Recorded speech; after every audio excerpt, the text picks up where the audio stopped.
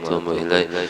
الفاتحة لحضرة النبي صلى الله عليه وسلم وآله وأصحابه والتابعين، ثم إلى أرواح جميع مشايخنا ومعلمين الله يتغشى المغفرة ويعلينا بأسرارهم وأنوارهم وعلومهم ونفخاتهم وخصوصياتهم وكرامتهم في الدنيا والآخرة، وعلى ما نوى به سلفنا الصالح وعلى ما نوى به شيخنا. الفاتحة. أعوذ بالله من الشيطان الرجيم. بسم الله الرحمن الرحيم. الحمد لله رب العالمين. إياك نعبد وإياك نستعين صراط المستقيم صراط الذين أنعمت عليهم غير المغضوب عليهم ولا الضالين. آمين. بسم الله الرحمن الرحيم. الحمد لله رب العالمين وبه نستعين على أمور الدنيا والدين، والصلاة والسلام على أشرف الأنبياء والمرسلين سيدنا ومولانا محمد وعلى آله وأصحابه أجمعين. رب اشرح لي صدري ويسر لي أمري واحلل عقدة من لساني يفقهوا قولي. Alhamdulillah, puji syukur kehadirat Allah Subhanahu wa Ta'ala. Pada pagi hari ini insyaallah kita akan melaksanakan ibadah puasa di hari yang ke-16. Alhamdulillah sudah 16 hari, tinggal kurang lebih 23 kan 24 kan? 24 hari lagi insyaallah. 14 hari ya. Kelebihan pulang. 14 hari raya ya. Salawat serta salam semoga selalu tercurah ke hari baik kita baginda Nabi Muhammad sallallahu alaihi wasallam. Allahumma salli wa sallim wa barik alaihi wa ala alihi. 16 esok 17 berarti malam ini disebut dengan malam nuzulul Quran. Di dalam Al-Quran disebutkan Syahrul Ramadan alladzi unzila fihi al-Quran hudan lin-nasi wa bainatin minal huda wal furqan. Nah, di bulan Ramadan Allah Subhanahu wa Ta'ala turunkan Al-Quran. Jadi Al-Quran ini awal turunnya pada waktu zaman Rasulullah adalah di bulan Ramadan. Hudan linnasi wa bainatin minal huda. Al-Quran itu petunjuk jalan yang lurus bagi manusia dan pembeda antara yang baik dengan yang tidak baik. Jadi dalam Al-Quran itu sebagai petunjuk. Nah, jadi kalau kita hendak lurus, hendak bujur, hendak bagus dalam kehidupan, maka perpegangannya, pedomannya adalah Al-Quran. Apabila selain daripada Al-Quran, maka itu tidak dijamin manusia itu akan selamat. Jadi mau hendak selamat, ambil petunjuk dari Al-Quran. Pokoknya apa aja dalam Al-Quran itulah menjelaskan tentang masalah yang baik, menjelaskan tentang yang kada baik, yang haram juga ada dalam Al-Quran. Hendak ibadah ada dalam Al-Quran. Kemudian ujar Rasulullah, disabdakan Rasulullah sallallahu alaihi wasallam, afdalu ibadati ummati qiraatul Quran. ibadah umatku yang paling afdol, yang paling utama ialah membaca Al-Quran. Nah, jadi nang belum bisa baca Al-Quran, belajar baca Al-Quran. Orang bahar itulah Al-Quran ini luar biasa. Bahkan kekanakan dahulu yang diutamakan tuh bisa baca Al-Quran. Wah ini terpaling sudah. Kekanakan wah ini 1 tahun 2 tahun bisa main handphone. Balikannya ya belum tahu di alif bungkuk irung bahar itu. Wah ini terdahulu bisa main handphone, kekanakan lah ini kayak itu. Nah, jadi dahulu tuh utamakan benar mana yang lebih utama, yang paling afdol, yaitu bisa membaca Al-Quran. Bederau dulu kekanakan baca Al-Quran. Wah ini ngalih dah, wah ini bederau juga. Tembak. Kamu culas balik kami aja. Main anu sekalinya. Apa ngarannya tuh? Sniper kan. Maka kata-katanya tuh pian kadang beri muar bener. Padahal masih kekanakan anjir, anjing. Mungulnya ya. Kaitunya main sniper telah. Itu didikan yang kena baik lah. Tapi kayak itu bang sudah. Tinggal kita aja lagi orang tua.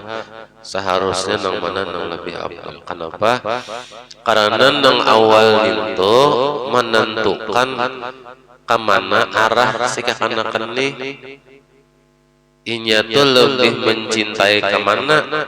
Nah, apabila terdahulu nang A, maka nang A ini kini nang lebih diutamakan dicintainya. Yang terdahulu nang B, ya KB. Kena yang terdahulu dicintai disayanginya, ambil aja. Nangis tuhnya, sarik tuhnya. Ya kayak itu sudah. Ada dulu kekanakan pian. Kelas anu 2 tahun dijulungi oleh kuitannya antara Al-Quran lawan handphone.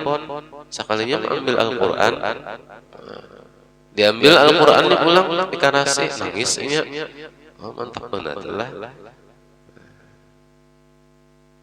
Jadi kita nih adakah mempunyai rasa cinta lawan Al-Quran? Nah, jangan sampai kada di rumah juga harus berisi Al-Quran. Ini sudah kena hendak batasmiyah, hanya abut mencari Al-Quran. Bingung di mana sebenarnya anak ya. Bakas tahun semalam ya, setahun sekali buka Al-Quran.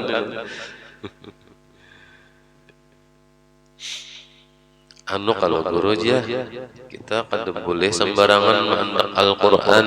Ibu jur aja bang kada boleh sembarangan mandak Al-Quran. Tapi kata kayak itu juga bang ya kalau dibungkus Al-Quran.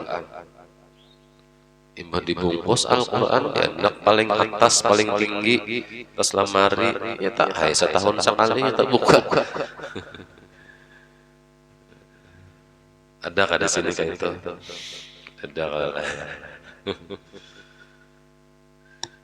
jadi ujar Rasulullah seabdal-abdal ibadah umatku adalah membaca Al-Quran. Mudahan kaulah membaca Al-Quran, terutama di bulan Ramadan. Nah, kenapa? Karena di bulan Ramadan ini bulan yang awal-awal diturunkan Al-Quran. Ketika itu Rasulullah SAW beribadah di Gua Hira, karena kebiasaan Rasulullah dalam setiap tahun itu beliau beribadah berkhalwat selama 40 hari. selama 40 hari setiap tahun. Nah, kebiasaan Nabi beribadah mengasingkan diri selama 40 tahun. Saksinya adalah Ummina Siti Khadijah. Di ketika itu Ummina Khadijah apabila Rasulullah berkhalwat mengasingkan diri di Gua Hira untuk beribadah, Siti Khadijah kena berhalat hari seminggu kena melihati lawan Rasulullah membawakan bekal makanan sampai 40 hari. Itu setiap tahun Nabi lah. Wayah ini membekali juga bini membekali sangen sanggup mengunjun tahannya kelobahnya aja seharian ini aja lah. Bulan puasa ini nah bagus mengunjun ya lah. Bawa banyu, bawa nasi bungkus, bawa rokok, ya, bawa kopi, munjun ya, sampai seharian. Habis nasi bungkus ya. Pada puasa sekalinya.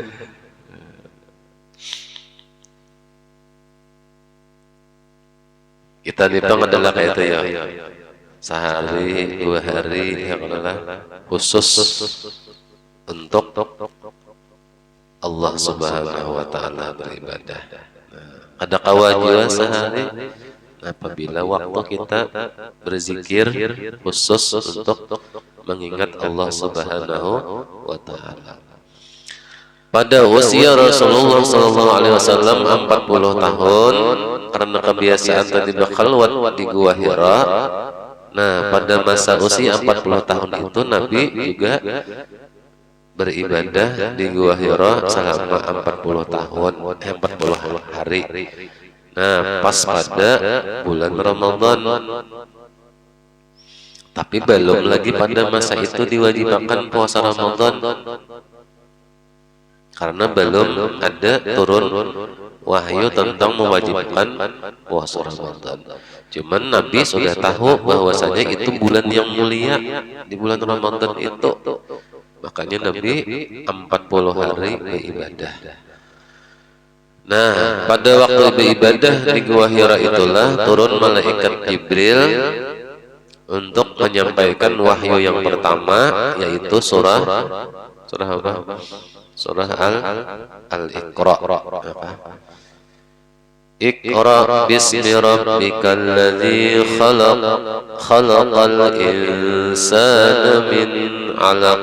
Iqra rabbukal akram alladzi 'allama bil qalam. 5 ayat pertama itu ayat surah yang pertama turun ketika Rasulullah di Gua Hira. Imbah itu Nabi merasa ketakutan. Kenapa? Karena didatangi oleh malaikat Jibril berbentuk manusia. Nabi disuruh membaca, jadi Nabi kada bisa aku membaca. Dipaksa oleh malaikat Jibril, lalu ketakutan Rasulullah. Imbah tuntung ayat yang 5 ayat tadi, Rasulullah balik menuju rumah. Sampai di rumah, ujar Rasulullah, "Zammiluni, zammiluni." Selimuti aku, selimuti aku. Gigil Nabi kedinginan, ketakutan. Gugup, bahasa kita tuh gugup lah. Imbah itu diselimuti oleh Siti Khadijah, berabah Nabi. Ujar Siti Khadijah menasihati Rasulullah, jangan takutan, piani orang baik. Yakin bahwa itu adalah malaikat yang datang daripada Rabbul Izzah. Sekalinya kadalawas di antara Nabi hendak berabah nang berselimut tadi, datang pulang malaikat Jibril deh. Datang pulang. Lalu ujar Jibril pulang menyampaikan wahyu yang kedua, ya ayyuhal muzammil qum fa'anzir wa rabbaka fakabbir wa siyabaka Fatahhir. Nah, itu surah apa? Surah Al-Muzammil. Zammiluni, zammiluni. Sekalinya apa? Al-Muzammil itu artinya selimut.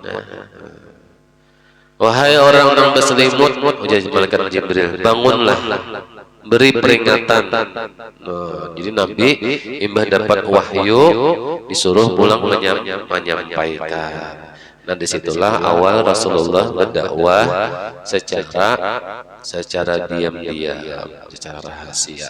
Jadi model berduaan, kena datangi Nabi dua bertiga. Nah, kadang awal langsung menyampaikan secara umum.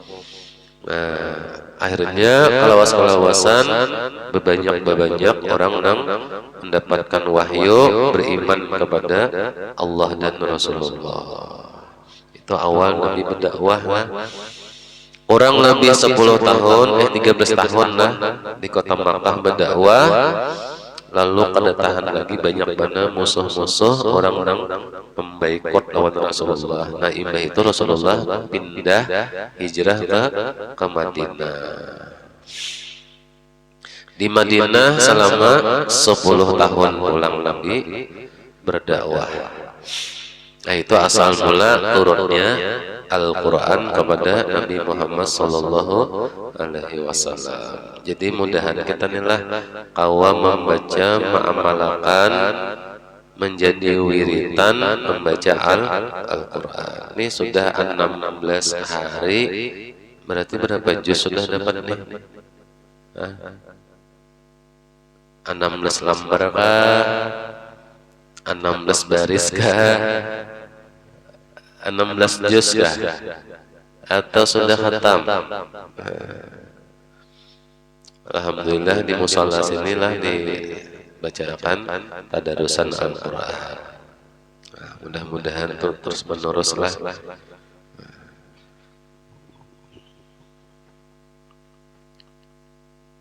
Dahulu di zaman awal-awal tatu hadis inilah baca Al-Quran di sini nih dahulu ingat itu ada nang sahajus ikong, ada nang sahajus itu berdua dahulu sinilah. Jadi sabulanan tuh bisa 4-5 kali, paling kada 4 kali dahulu bahatamnya. Ingat benar dahulu tuh lah. Saksinya di sini masih ada Om Arhat dahulu.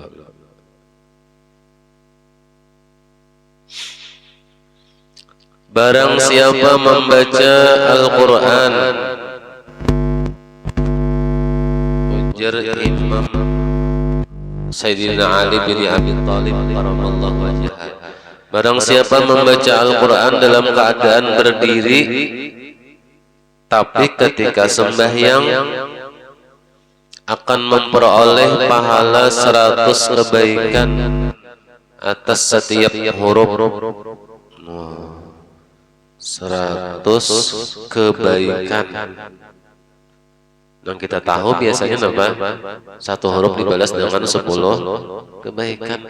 Ini 100 pahala kebaikan setiap huruf, tapi ketika membaca jani waktu sembahyang berdiri. Ada hafal beroya Al-Quran ya? Nukara Al-Quran yang itu apa? Ada kalau Al-Quran betihang betungkat bemeja berdiri, hendak Al-Qurannya gondol kayak itu nah. Jadi waktu sembahyang Allahu Akbar, kau baca ya kalau waktu sembahyang maka diberi keutamaan 100 pahala kebaikan dalam satu hurufnya. Tapi memang banyak hafalan, mana ya hafalah. Nah, hafalah qul huwallah aja. Nah, baca satu rakaat 3 kali qul huwallah. Rakaat kedua qul huwallah ulang. Sampai ketahuan lawan cucu. Pasti kaini kena qul huwallah aja. Iya, rupanya kaini qul huwallah aja hafal juga pulang.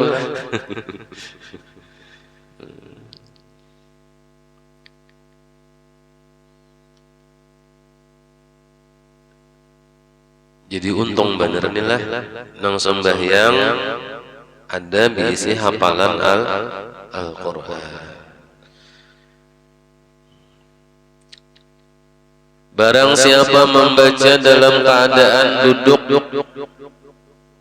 berduduk, tapi dalam salatnya, sembahyangnya akan memperoleh 50 kebaikan atas setiap huruf. 50 pahala kebaikan, separuh daripada nang berdiri tadi. Jadi boleh ya sembahyang itu berduduk lah. Apalagi nang Tuhan-Tuhanan. Apabila sembahyang tarawih batis sakit, ya Allah, karena imamnya nang cepat pulang, kita jerungkup sedin berduduk sembahyang bawa kursi, pangalihnya. Makanya kita ini perlu mengaji supaya tahu ilmunya. Oh kayak ini kah caranya apabila keadaannya batis sakit, ya Allah, asam urat kah, rematik kah misalnya, ya Allah, bawa kursi, bawa kursi sembahyang. Jadi kada ada alasan kita kada kawa aja ngalih bawa kursi. Kan pernah kalau ke Makkah, pernah kalau di Makkah, di Madinah itu masjid disediakan khusus kursi nang hendak berkursi. Boleh.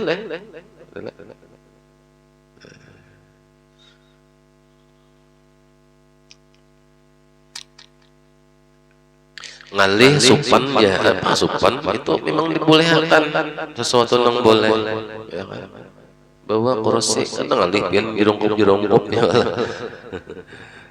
jerungkup bawa kursi bayang santai duduk ambil guring 50 rakaat ulun gasak imam aja, imam mah lucut ya kan. Ini berduduk aja sembahyang 50 rakaat belum lawannya, berduduk ya kalau coba imamnya nang berduduk.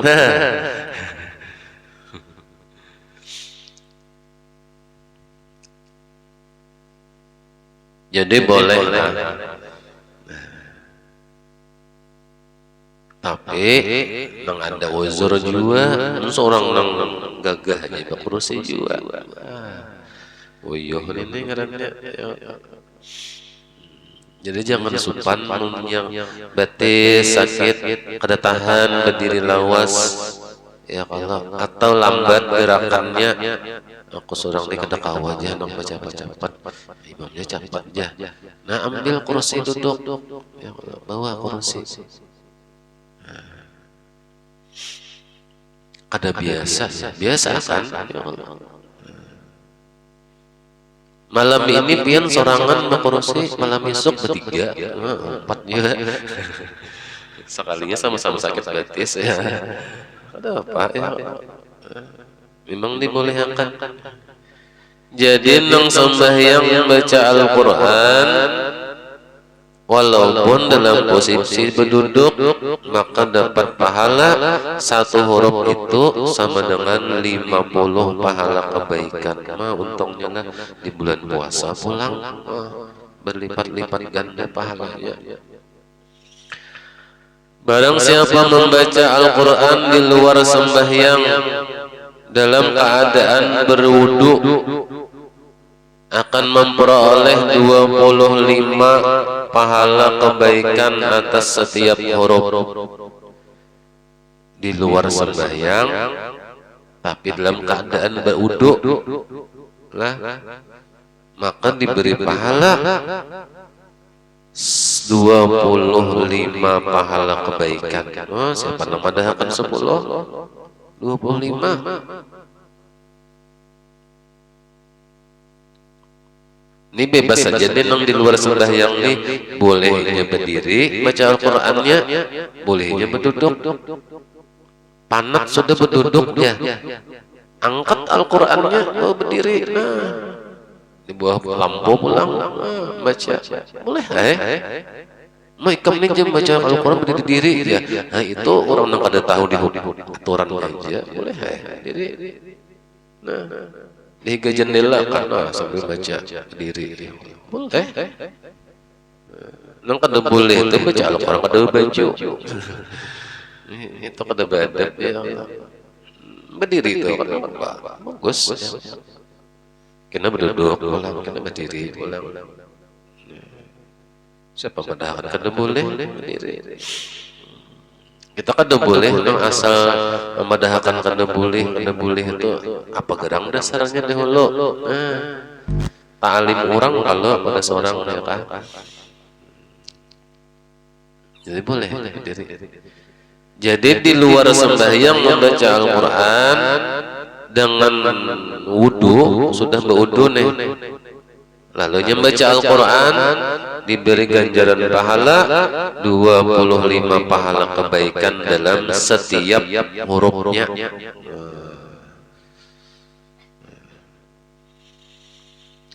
Dan barang siapa membaca Al-Quran tidak dalam keadaan berwudu, kada berwudu baca Al-Quran, akan memperoleh 10 pahala kebaikan atas setiap satu hurufnya. Nah, jadi 10. Membacanya tanpa wudu, tapi jangan mengikuti Al-Qurannya, hafalannya. Ya kalau sambil di jalan, misalnya pakai kendaraan, pakai mobil kah ya kalah, baca Al-Quran, baca Ayatul Kursi, baca Fatihah 4, ya kalau sambil duduk sambil berjalan tanpa wudu, nah itu dapat satu hurufnya 10 pahala kebaikan. Kadang alih kada hendak beramal ini sebenarnya, cuman mau kada lagi, ya kalau sambil mengunjun gitu. Bismillahirrahmanirrahim. Qul huwallahu ahad, Allahus samad, lam yalid. Tahlil sekalinya.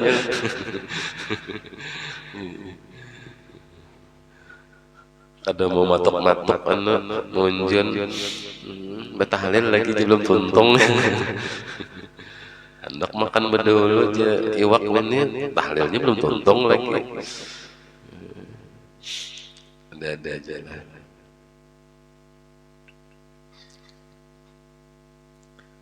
Itu kada berwudu baca Al-Quran, nang kada boleh itu kan membaca Al-Quran menyentuh, mengambil Al-Quran tanpa wudu, itu nang kada boleh.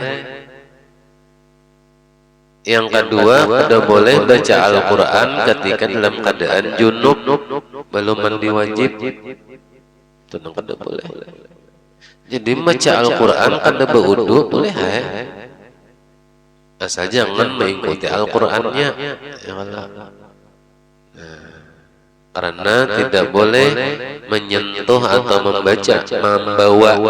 membawa Al-Quran tanpa berwudu. Wudu dulu, jangan mengikuti Al-Qurannya.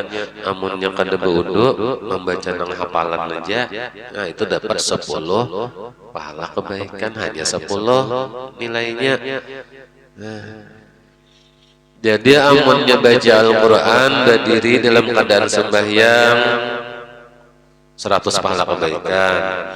Amunnya berduduk tapi dalam keadaan sembahyang juga pulang, tapi posisinya berduduk, baca Al-Quran ayatnya nih, surahnya, maka dapat 50 pahala kebaikan. Yang ketiga, apabila baca Al-Quran di luar sembahyang, ada waktu sembahyang deh, tapi dalam keadaan berwudunya suci, maka ini dapat pahala 25 pahala kebaikan setiap hurufnya. Berapa huruf yang dibaca ya Allah? Yang keempat, baca Al-Quran tanpa wudu, maka diberi ganjaran pahala 10 pahala kebaikan. Apa nang hafalnya kalau baca terus.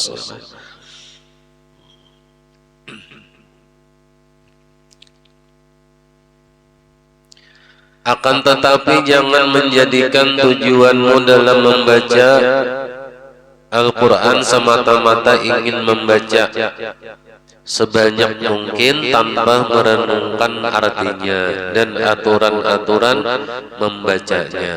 Nah, dituntut pulang kita nih membaca Al-Quran tuh jangan asal baca Al-Quran ya kalau zalika jazaohum sama berataan orang zalika itu kan zal ujung lidah ya kalau zalika hanya pulang jim ja betul hanya zai za zalika jazaohum ini sama. Nah, jadi nang merasa belum fasih huruf-hurufnya belajar kayak apa cara membedakan bunyi-bunyi huruf tersebut. Nang kada tahu di hukum bacaannya pulang belajar. Oh ini dengung, oh ini jelas, oh ini masuk tanpa dengung, oh ini panjang mat ya kalau. Nah, ada yang samar, ada yang mendengung, ada yang panjang dibaca, ada yang kada boleh panjang dibaca ya kalau. Ini terpaling nang pendek dipanjangkannya, nang panjang dipendekakannya. Ada peraturan tuh baca Al-Quran. Nah itu belajar ya kalau supaya bujur-bujur dapat pahala nang keutamaan tadi. Hendaknya engkau membaca Al-Quran dengan berusaha memahaminya, memahami isi kandungan Al-Quran. Jadi sudah nih misalnya lah baca Al-Quran nih tahu sudah tajwidnya bujur sudah pembedaan huruf-hurufnya ya kalau imbah itu pulang kita disuruh kita untuk memahami makna kandungan Al-Quran kita supaya dapat petunjuk tadilah hudan linnasi wa binati minal huda karena Al-Quran itu sebagai petunjuk pedoman bagi manusia pembeda mana yang baik mana yang tidak baik tahu kita dalam Al-Quran tadi atau ini ada juga adalah Al-Quran terjemahnya malah ada Al-Quran terjemah supaya tahu arti kandungannya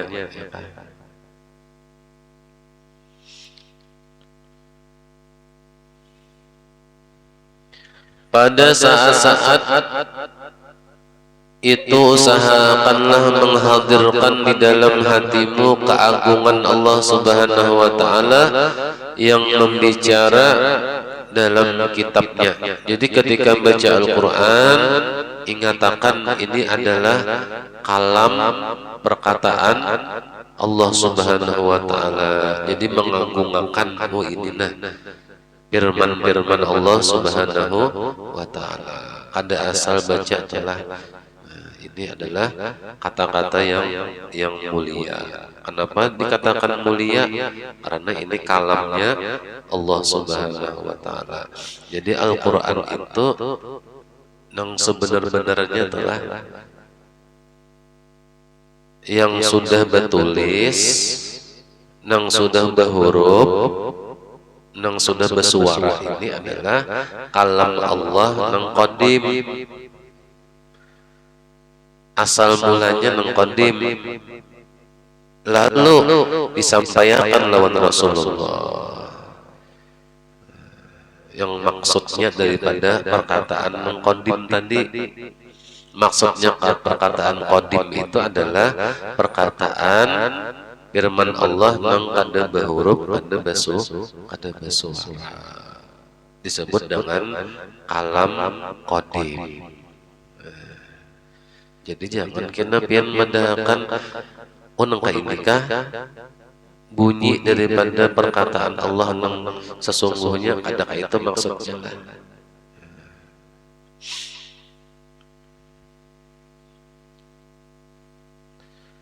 Nah, itu diantara keutamaan orang yang membaca Al-Quran dan asal mula kapan daripada sebab turunnya Al-Quran yang terjadi kepada baginda Nabi Muhammad SAW. Dalam riwayat dikatakan bahwa awal turunnya Al-Quran itu pada tanggal 17 Ramadan. Jadi esok 17 berarti malam ini kita malam 17, yaitu peristiwa nuzulul Al-Quran, turunnya Al-Quran. Nah, makanya dalam tarawih kita juga disuruh membaca nama Inna anzalnahu fi lailatul qadr wa ma adraka ma lailatul qadr. Nah, lailatul qadri khairum min al-isyah. Itu adalah ditunjukkan bahwa Al-Quran itu diturunkan pada malam Lailatul Qadar. Nah, sampai situlah. Jadi dengan menyampaikan isi kandungan Al-Quran ini, keutamaan baca Al-Quran, mudah-mudahan kita lebih gemar lagi, lebih rajin lagi untuk membaca, mempelajari dan mengamalkan Al-Quran dan mengetahui isi kandungan-kandungan Al-Quran.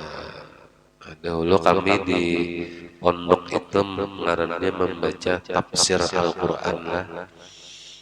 Yang paling dikenal di daerah kita ini tafsir Al-Quran adalah tafsir Jalalain satu, kemudian yang kedua tafsir Marahul Labid. Nah, itu dua yang kebiasaan membaca tafsir Al-Quran. Kalau yang dijual di pasar-pasaran Latin itu ngarannya apa? Terjemah itulah, lain tafsir ngarannya itu. Nah, minta ridho, minta maaf segala kekurangan, mudah-mudahan bermanfaat. Sedikit kita mungkin baca Qul huwallah kalah, karena Qul huwallah ini kan satu kali baca Qul huwallah sama dengan membaca sepertiga Al-Quran. 3 kali baca Al-Quran berarti sama dengan 1 khatam Al-Quran ya, padilahnya maksudnya. Jadi kita baca Qul huwallah sebanyak 3 kali, mudah-mudahan ini diberi oleh Allah pahala ganjaran sama dengan membaca 1 khatam Al-Quran. Bismillahirrahmanirrahim. Qul huwallahu ahad, Allahus samad, lam yalid wa lam yulad wa lam yakul lahu kufuwan ahad. Bismillahirrahmanirrahim. Qul huwallahu ahad, Allahus samad, lam yalid wa lam yulad wa lam yakul lahu kufuwan ahad. Bismillahirrahmanirrahim. Qul huwallahu ahad, Allahus samad, lam yalid wa lam yulad wa lam yakul lahu kufuwan ahad. Amin ya Allah. Bismillahirrahmanirrahim. Alhamdulillahirabbil alamin. Allahumma shalli wa sallim ala sayyidina Muhammadin wa ala alihi wa sahbihi ajma'in. Allahumma shrah bil Qur'an sadrana wa yassir bi umrana wa azim bi umrina wa hasan bi halakana wa azim bi razaqana. Rabbana taqabbal minna innaka antas samiul alim wa tub alaina innaka antat tawwabur rahim. Wa sallallahu ala sayyidina Muhammadin wa ala alihi wa sahbihi wasallam. Walhamdulillahirabbil alamin. Sallu ala nabi.